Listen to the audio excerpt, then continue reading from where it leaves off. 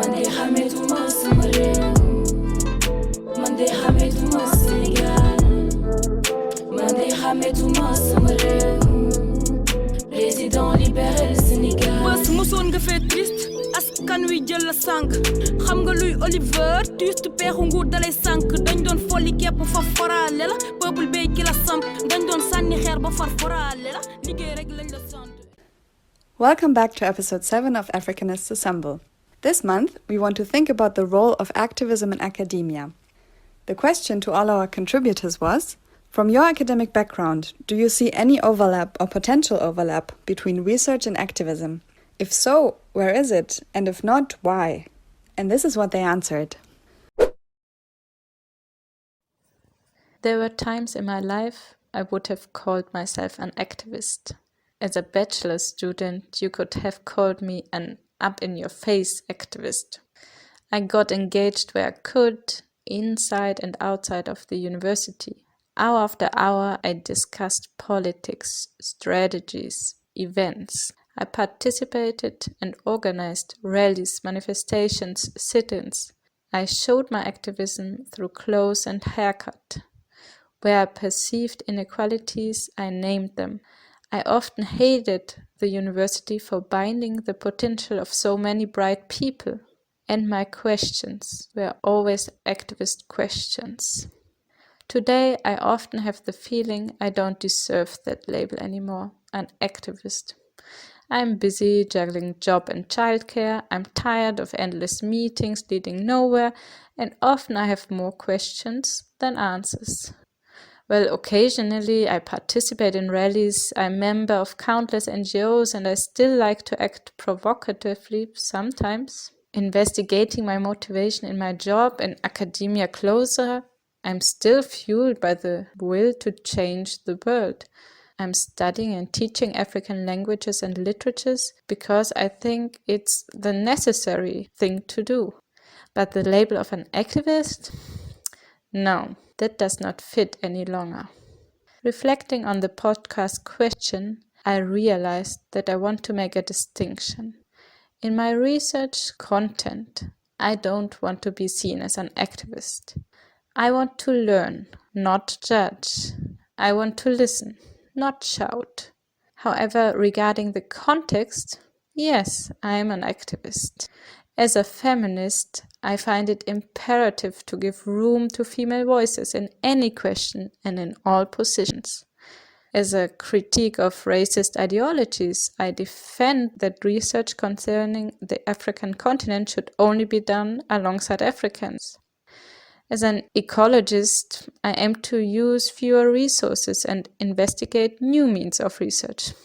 But my questions, I want them to be real questions. I don't want to pursue answers I assume to have already.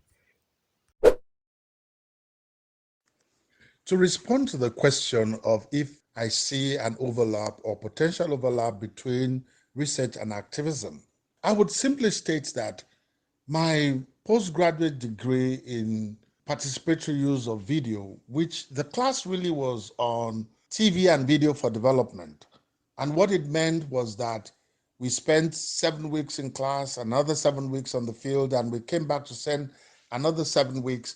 And the whole program itself was designed to intervene in a community. And ever since then, I have seen the idea of participatory methodology and its techniques as one of those areas in which African intellectuals, after serving in Europe, can always go back to their community in Africa to intervene in the situations on ground.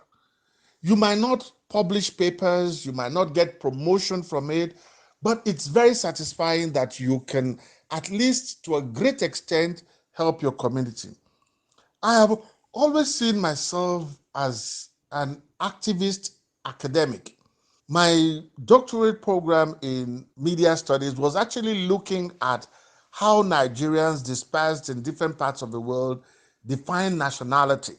And for me, it was a way of letting those in the diaspora see and realize that even when they're having unstructured conversations, that those unstructured conversations always directed back at home. And it shows to a great extent that they really wanted to do something. They really wanted to intervene, but the constraints of the various metropoles in which they found themselves and the demands of the academy on most of them made it almost impossible for them to intervene at home. So for me, it's not even a question of an overlap. It is a question of a duty, but it's a duty that is timed. My question is, when would I be able to intervene in communities, especially those that are crying for facilitators, that are crying for people to hold their hands, not people to come and talk down on them, but really those that will want to work with them. And anybody who is familiar with the participatory methodology, the sort of work that was done by Paulo Freire, you will find out that activism and action research are but one. They're tied and they work hand in hand. Die Frage, ob ich eine Überschneidung zwischen Forschung und Aktivismus sehe, würde ich vor meinem eigenen akademischen Hintergrund in der Afrikanistik und der Ethnologie mit Ja beantworten. Historisch gesehen waren diese Fächer neben anderen in das politische Programm des Kolonialismus des Deutschen Reiches eingebunden und haben somit Ideologien und rassistische Scheintheorien des kolonialen Aktivismus unterstützt. Heutzutage ist das nicht mehr das Programm und diese geschichtlichen Prozesse werden bzw. sollten kritisch hinterfragt werden und postkoloniale Theorien werden in den Lehrplan aufgenommen. Grundsätzlich denke ich, dass die geisteswissenschaftliche Forschung dazu beiträgt, dass gesellschaftliche Zustände und Entwicklungen sowie globale Beziehungen kritisch hinterfragt und reflektiert werden können. Dieses kritische Denken und das Aufdecken von Missständen und Problemen ist meiner Meinung nach Grundlage für politischen Aktivismus. Ich denke, dass man als Wissenschaftlerin eine Verantwortung gegenüber der Gesellschaft trägt und dass das Wissen aus der Forschung dazu verpflichtet, diese auch wahrzunehmen. Allerdings muss man auch festhalten, dass universitäre Forschung fest in Strukturen und der Institution verankert ist und dass es viele Abhängigkeiten, vor allem finanzielle Abhängigkeiten gibt, die man nicht ignorieren kann und die einen Aktivismus behindern. Aber nichtsdestotrotz sind es ja Individuen, die geisteswissenschaftliche Forschung betreiben, die sich auch außerhalb der Institution Universität engagieren und aktiv sein können, um ihr Wissen und ihre Forschung gewinnbringend für die Gesellschaft einzusetzen. Well, to be clear, I think I found inner justification on the type of path we choose or what has been shaping our path. Individual stories, family situations, social conditions, and several circumstances. Indeed, we all carry different stories along with our research endeavors. In this case, some of us, activism is not a choice, but a necessity. Indeed, we are also children and citizens of circumstance in various contexts. Social inequalities that we've witnessed and or endured, or perhaps even ourselves, what we've perpetuated, because we are also not as innocent always. We are always working within this whole oppressive system. All of these have a way of influencing our choices, and sometimes it's over on our head in terms of how our research should be or is shaped one way or the other.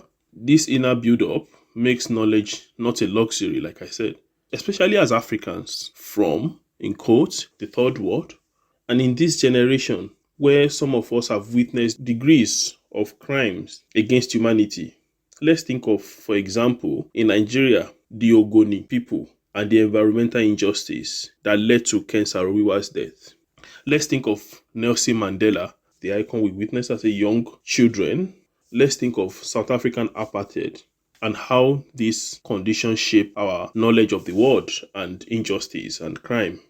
Let's think of criminalization of LGBT communities in most African communities today. Let's think of Boko Haram kidnapping, for example, in Nigeria, of hundreds over and over young school children, innocent, kidnapped, and nothing is done. Let's think of Rwanda's story.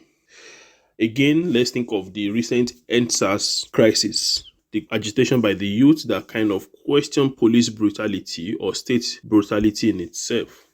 All of these things has a way of grooming us. Let's think of what we all witness. We are all part of it. Gender inequality in Africa that is shaped by patriarchy system that we are all also part of. We are born within this system and we are raised within it. And we are still questioning that is also informing us. So thus, knowledge and research engagement is not a luxury for us. Rather, it is a responsibility to question, to set new agenda, to humanize people's story, especially those that are silent, to think of how to preserve dignity, to bring unheard stories to the forefront. So if we shut ourselves out of these social realities and conditions that will perhaps make us, in quotes, activists, I think we'll be doing a great injustice and disservice to knowledge.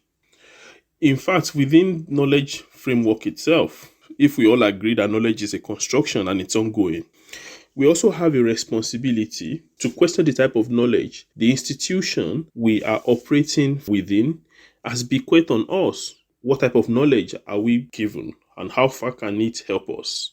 We also need to be conscious to bring new voices, differences of epistemologies, differences of ontologies. It's important to have this conversation. And I believe that the word activism, yes, it can sound overflogged or a kind of cliche. It would suggest naturally Marxist tendency or leftist, in quote. But of course, for me, it's simply taking responsibility. It's being awake to ethical questions. It's that sort of knowledge that makes you reflect of your own privilege within the context of our own practice. What a difficult question. I want to try several different answers. The first answer is yes, literary studies and activism have a lot in common. Many scholars of literature have recurrently and increasingly underlined the important activism in literature as such, because literature imagines alternative worlds and goes beyond the status quo.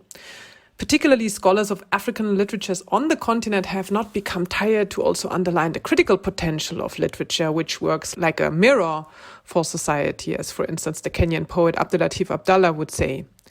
So if literature has the power to criticize and to advocate and probably even to bring about social change, or to point to lessons learned from a horrible past, like for instance the post-genocide literature in Rwanda, literature as such then is an efficient means to bring about social change. And well, if we look back at the years of independence and the independence movement, we also find that all activists, the freedom fighters and the later presidents, they were writers, and writers had a social and a political cause in the third world, and still have, as Ngugi would still underline. And if literature is such a weapon, then literary studies would be probably something like a midwife, which then explores and underlines the potential of literature, even though hardly any president is a writer nowadays. The second yes could also be that studies of African literature in the West as such is a form of activism, since, and this is very much my belief, it campaigns for African voices and cultural expressions, a full range of literature that comes from the African continent, and that's so often forgotten. So it brings on stage African voices. The third answer, let me try a no. Literary studies or literature and activism have nothing in common, or do not need to have something in common. And I would not necessarily see this as a deficiency. As said before, literature has been considered a powerful political tool that is of high political and social relevance. And this is what still many would underline, since, and increasingly so, because literary studies and the humanities as such, they seem to smack of elitism and irrelevance nowadays. And I've increasingly seen literary scholars nowadays starting their presentations by underlining the relevance of literary studies, something an engineer or another natural scientist would never do. And I find this increasingly disturbing. So there is also a problem to an activist or a political reading of literature. If we read of literature merely for a political message and its relevance, we also tend to downplay it as an art form. We read it for a pre-given political message. So why not rather read a pamphlet or a newspaper article? Where is the literary in the literature? And what about the unexpected effects of a text? What about the ambivalences and the multiple readings? So if I read literature for fighting social class difference, for instance, I see all literature only through this one lens of class difference. But what about other readings? And so-called political readings often have the danger to become really simplifying and working only along the lines of dichotomies of the powerful and the powerless, whereas literature, but often even social reality, tends to be more complex. And for me then, particularly if it comes to African literature from a culture that is not mine, the imposition of ideas and concepts that are, in a sense, already pre-given becomes even more problematic, because what about other ideas, notions, layers of meaning that I did not anticipate? So don't I miss something if I only use my already given political readings? I'm increasingly becoming allergic to people shouting slogans and who know directly what something means, often without even understanding the implications or not even looking at exactly the text they have in front of themselves. The last point, this is probably not a yes or a no, but I think I want to add a last kind of also very skeptical note on activism, which has become such an important term also in lots of the academic debates. So in an increasingly neoliberal world, activism is rising on the left, but also on the right spectrum of society. People campaign, they protest, they go to the streets. But I recently also read a very critical statement by the philosopher and feminist Nancy Faeser, who considers activism not only opposed to neoliberal structures and hence an efficient measure or a last resort of protest, but for her, activism is also very much an offspring of neoliberalism, a child of it, because it simply voices opinions. In other words, or probably in my words, so activism doesn't change much, and particularly doesn't change any social structure, but has become a kind of a lifestyle. It's a bit punk, a bit against everything, or even a fashion that is even marketable. So protest culture as such has a market and is a market. And the market has engulfed even all expressions of anti-attitude, from graffiti to punk to hip-hop. So in a sense, one wonders, how is it actually possible to step out of the neoliberal logic at all? How can one be an activist against the system? Is there a way actually out of it? I'm also, so to say, self-critically also look at the left spectrum at the Western universities, where we find well-paid intellectuals, academics in good positions who love to think about themselves as critical rebels marching in the streets, but actually they don't risk anything. And it is this kind of probably fashionable activism which leaves me very skeptical.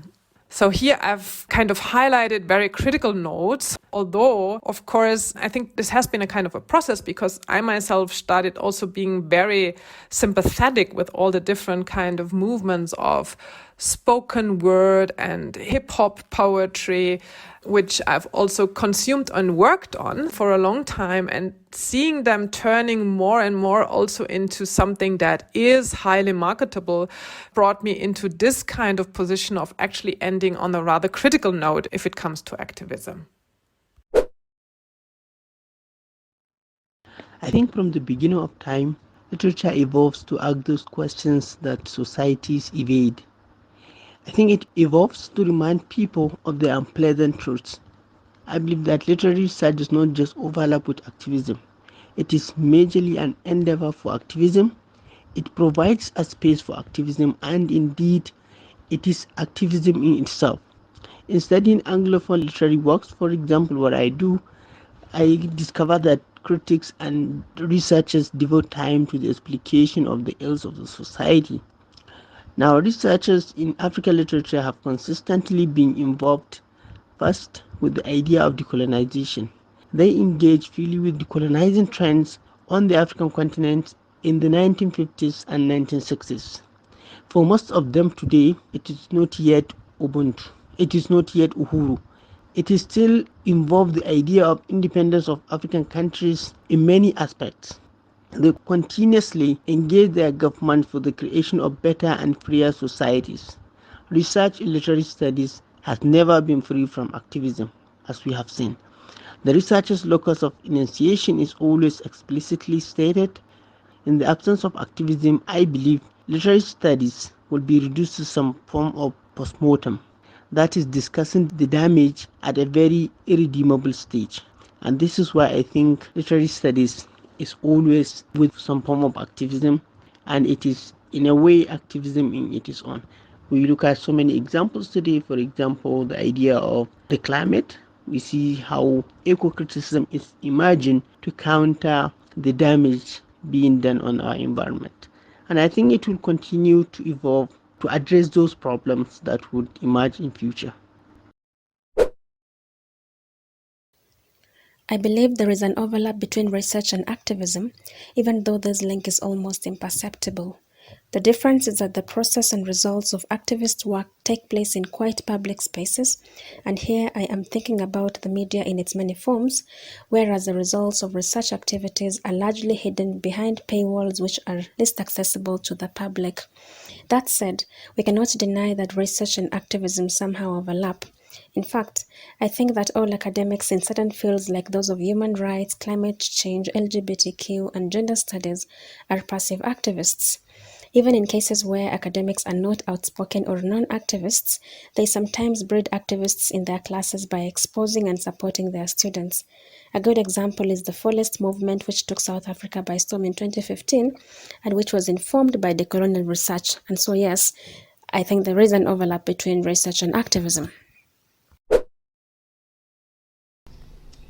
Ritengo che questa commistione fra ricerca e attivismo politico esista in africanistica e da un lato posso ben comprenderne le ragioni.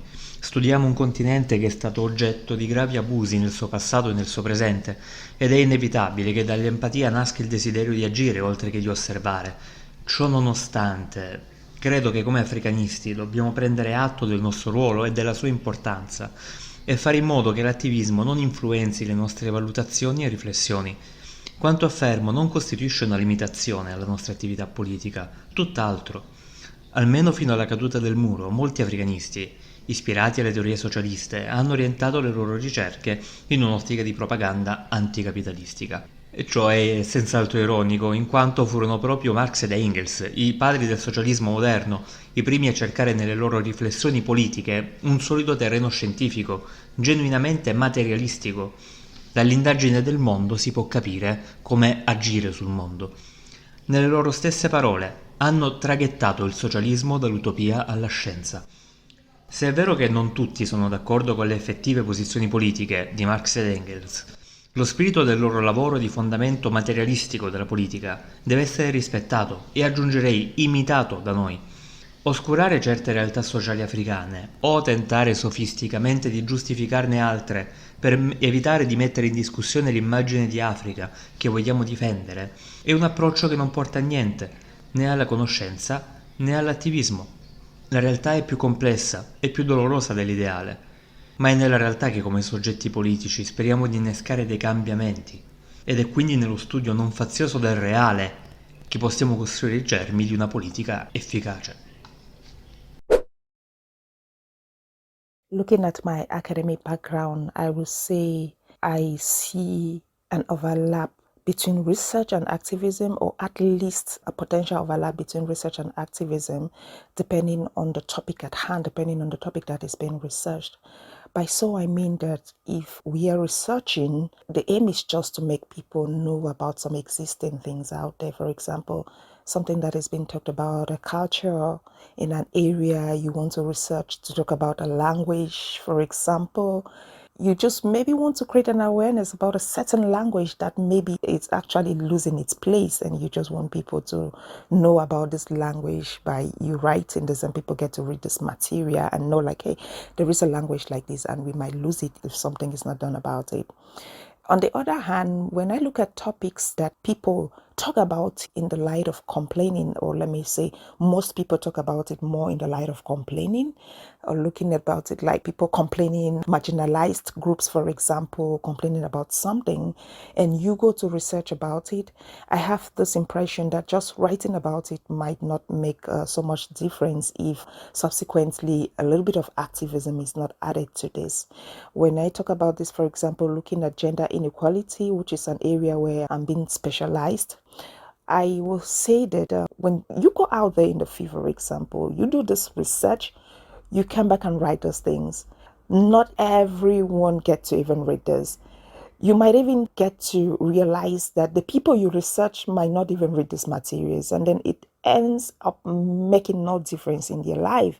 And then the complaints keep coming up and it actually keeps repeating itself. Meanwhile, if I want to look at it in the sense of maybe adding activism or activism overlapping with research, if I go do this research in areas where at least I feel like some of these people might get to pick this material and read, what about those people in the suburb who might never be able to read this material, might never be able to come across this material? So maybe spicing it up with a bit of activism, getting to hear from these people in the suburb areas, what do they mean by gender inequality? What do they think could be done? You see that the solution end up coming from them. They end up telling you what could be done. And then when you're writing as a researcher, you put some of these potential solutions coming from the people who think they are suffering from this marginalization. You think you finally see that in the long run, you achieve much more by doing research and at the same time doing some level of activism. So again, I would say the topic of research matters a lot. My academic background is literature, theater, and film. Maybe I would begin by saying that we need first and foremost to understand what research is and what activism is. Research, in a simple way, I think, is derived from a French word, rechercher, which simply means to search and search again. So what is important about research is that it is a search for knowledge. And we say that it is a scientific and a systematic search for pertinent information on a specific topic. And that also, ideally, research is meant to solve the problems that a particular society faces. So what I see is that there is some kind of intersection between activism, which means the policy or action of using various campaign techniques to speak about certain issues in the society, which would be cultural, economic, political, ideological, and which also, like research, are intended to bring about change in the society. So the point of intersection for me is that both research and activism participate in intervention. Both of them aspire for changes or transformation in society. And I can also say that activism in itself a huge topic for research. Researchers can carry out research on what activism is, how it can be done better, and all that. So that is what I can say about research and activism, that there is indeed a point of intersection. And I don't know if this point of intersection can be read also as an overlap.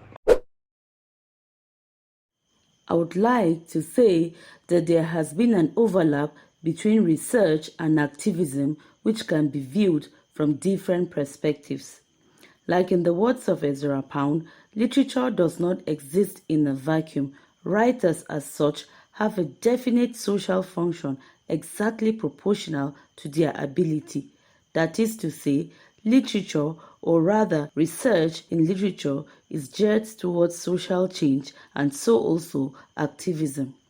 Research and activism both identify the problems, ask the why questions, run analysis, and bring out results, which is translated into policies for the betterment of the society.